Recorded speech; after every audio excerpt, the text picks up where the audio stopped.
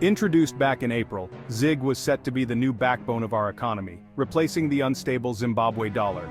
Backed by gold and foreign exchange reserves, it promised stability. But not everyone's on board. Now there's a crackdown on those resisting this change.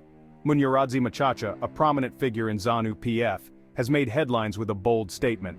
He announced that business people linked to Zanu PF, who refused to accept ZiG, should be arrested. Yes, you heard it right, arrested. His rationale?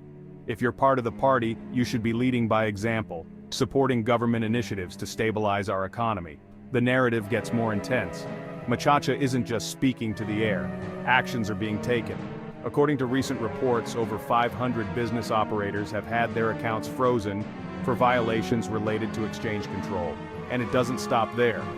Close to 150 companies and individuals have faced hefty penalties as part of this ongoing clampdown.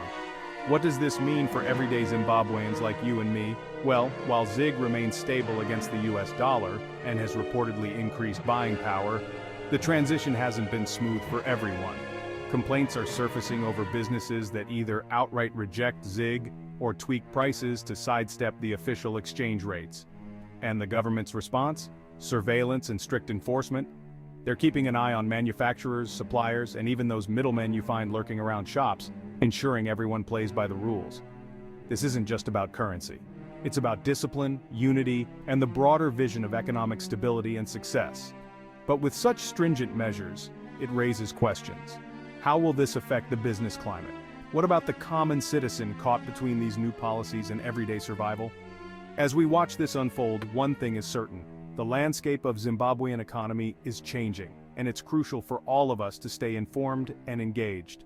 Whether you support the measures or are critical of them, understanding the dynamics at play is key to navigating these turbulent times.